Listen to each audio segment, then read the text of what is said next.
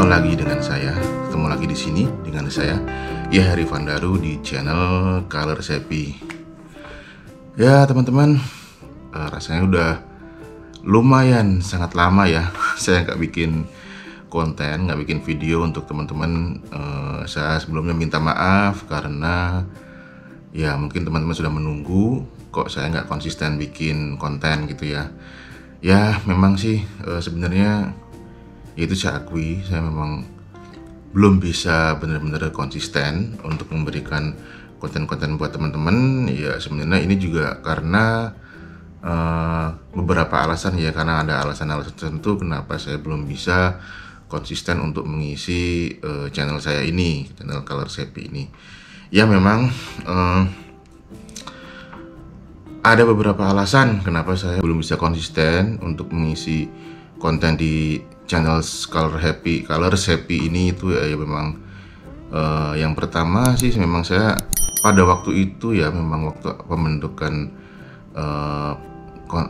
channel Color Happy ini tuh emang awalnya ya waktu saya sedang banyak waktu senggang gitu. Jadi kebetulan waktu itu memang pas awal-awal pandemi, jadi saya kenapa nggak saya terusin aja ya, waktu itu pernah bikin iseng bikin konten tutorial gitu. Awalnya seperti itu, jadi memang belum ada niatan fokus di situ gitu. Jadi intinya sebenarnya sih memang karena fokus. Jadi memang setelah itu kan memang ada dinamika pergerakan ekonomi yang cukup pesat gitu setelah era Covid itu. Kemudian ya banyak hal-hal baru yang harus saya lakukan gitu. Misalkan ya waktu itu saya kan sebenarnya memang bekerja di kantor juga, kemudian juga selain microstocker, kemudian juga ada hal baru yang rasanya harus saya coba seperti NFT dan lain-lain gitu. Jadi memang belum bisa benar-benar fokus di channel Color Happy ini gitu. Jadi ya sebelumnya saya mohon maaf lagi kepada teman-teman subscriber dan juga viewer yang sudah menonton. Saya juga sangat mengucapkan terima kasih karena sudah mau menonton video-video saya. Lalu kira-kira apa sih yang membuat belum bisa fokus gitu ya. Jadi mungkin saya akan cerita aja. Jadi saya cerita pengalaman selama saya bekerja sebagai graphic designer, art director, kemudian creative director ya. Mungkin ada beberapa cerita yang mungkin bisa jadi entah itu inspirasi atau sekedar untuk dengerin buat teman-teman gitu. Mungkin bisa jadi sesuatu bahan yang lebih menarik atau sharing pengalaman lah ya. Jadi memang beberapa tahun ini, beberapa bulan sih tepatnya tuh memang bulan-bulan yang lumayan sulit untuk saya menentukan sesuatu gitu. Jadi ada step-step di mana saya harus melangkah di batu pijakan yang baru gitu ya. Jadi mungkin sesuai dengan thumbnailnya itu ya, thumbnail orang udah punya gaji segitu kemudian resign. Nah, itu memang banyak teman-teman saya yang bilang, lu gila, lu emang gila atau bodoh ya, terserah sih.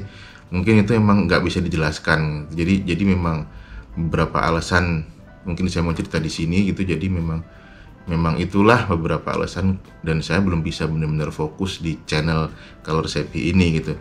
Jadi yang pertama ini saya cerita aja dari awal. Mungkin ya saya tuh bekerja di dunia kreatif itu sudah sejak 2002 ya, berarti mungkin sekitar 20 tahun total.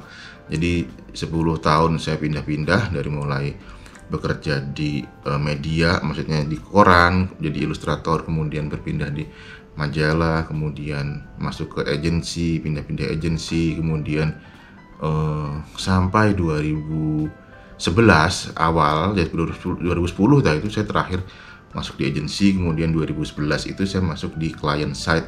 Client side itu artinya ya biasanya fase orang bekerja di dunia kreatif itu mulai dari situ sih. Memang sih belajar dulu mungkin di koran, majalah, atau kalau dulu ya, zaman dulu kan belum ada digital seperti sekarang ya. Jadi memang fasenya seperti itu gitu.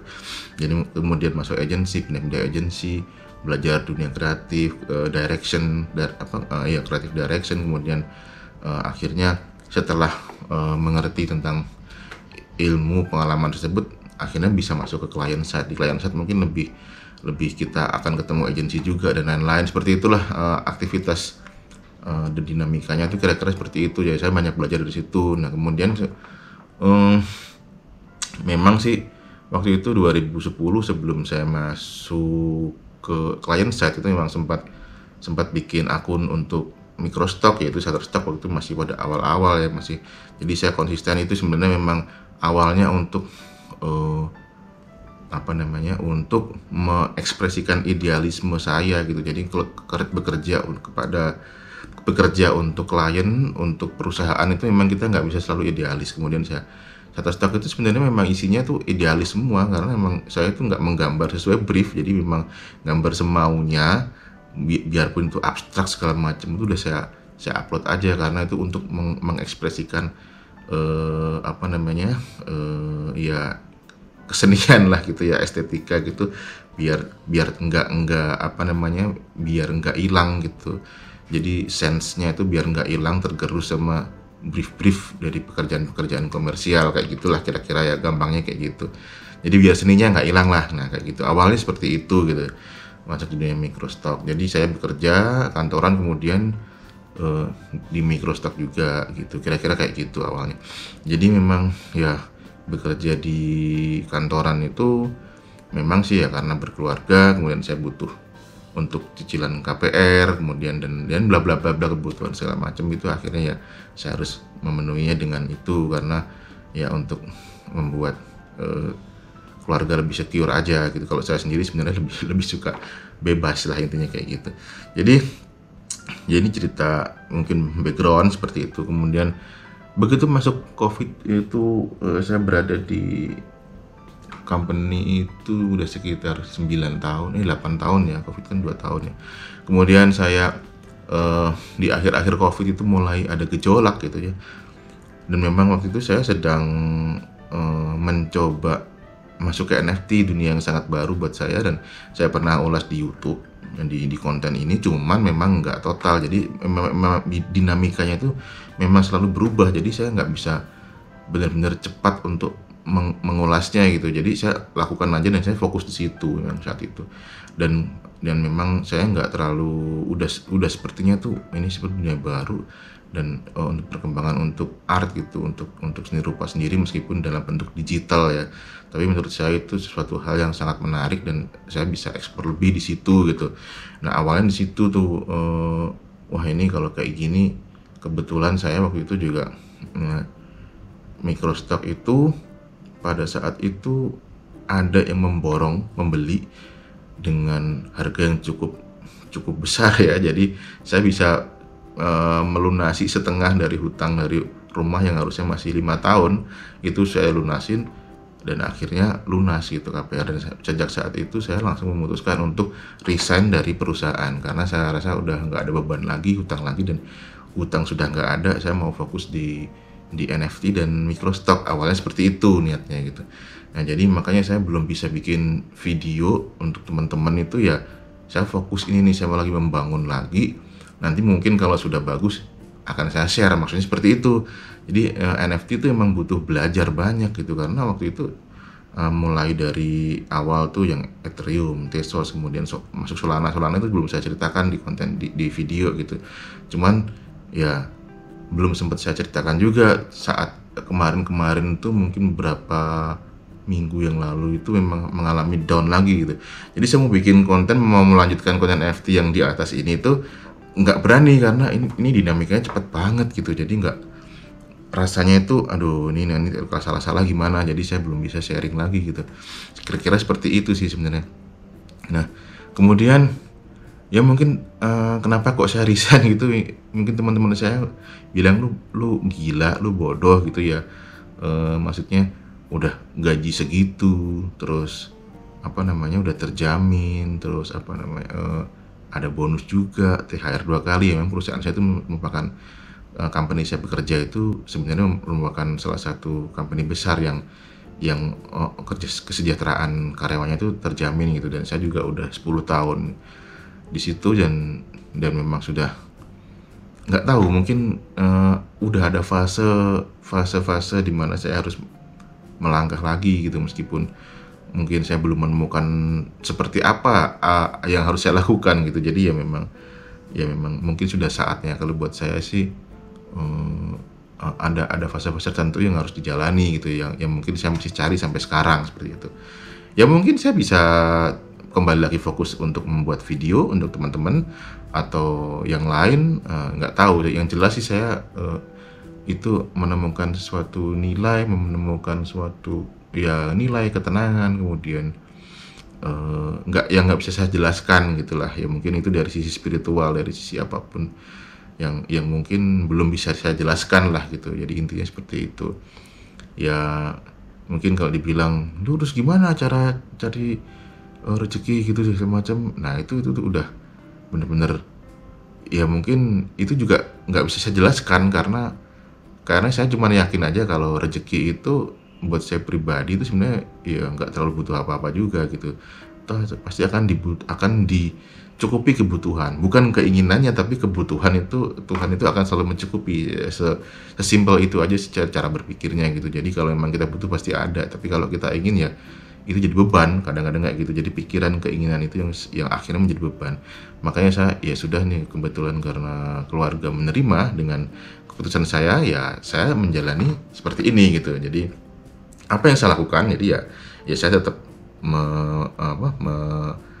membuat stok untuk mikrostok, kemudian tetap NFT tetap jalan meskipun sekarang memang lagi parah ya, lagi anjlok-anjloknya. Jadi dan saya belum berani mengulas lagi. Kemudian untuk ya ada pekerjaan freelance yang saya lakukan dengan beberapa teman-teman lama yang masih percaya pada saya gitu, karena saya sejak kerja di company besar itu saya memang hampir jarang banget mengerjakan freelance ya, karena mungkin penuh. Jadi saya nggak bisa takut nggak fokus aja. Tapi sekarang saya udah mulai lagi, kemudian ya saya jalani semampunya gitu. Jadi kira-kira sih itulah beberapa alasan kenapa saya belum bisa fokus membuat video untuk teman-teman ya, karena memang ya masih banyak yang harus dilakukan gitu. Jadi ya mohon maaf. Jadi memang ya mungkin setelah ini mungkin saya bisa lebih fokus, bisa lebih menata timeline. Misalkan hari ini saya harus bikin apa, besok mengerjakan apa. Mudah-mudahan sih kedepannya harapannya seperti itu ya. Jadi memang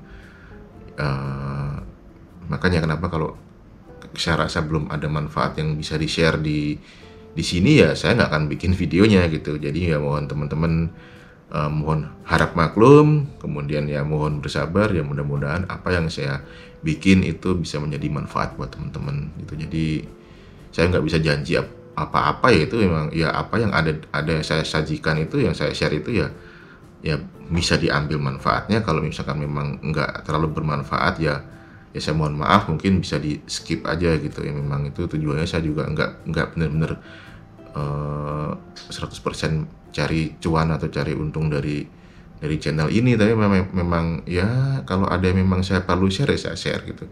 Jadi ya mungkin kira-kira seperti itu sih alasannya kenapa saya belum bisa ya mohon maaf belum bisa balas komen-komen juga gitu, karena memang saya bingung mau balasnya gimana. Kadang-kadang saya juga takutnya nanti saya salah gitu. Jadi ya kurang lebih kayak gitulah gitu ya teman-teman ya. Jadi ya semoga lah nanti ke depan ini channel ini bisa lebih saya tingkatin lagi, lebih fokus lagi ya, sambil mengerjakan yang lain dan bisa berbagi dengan teman-teman semuanya. Oke teman-teman, kira-kira kayak gitu ya sharing ini. Habis subuh saya langsung mumpung inget jadi saya bikin aja. Jadi ya semoga ke depan nanti lebih baik dan saya bisa mengisi konten ini, channel ini dengan video-video yang lebih bermanfaat untuk teman-teman semua. Oke, begitu saja. Terima kasih untuk supportnya. Wassalamualaikum warahmatullahi wabarakatuh.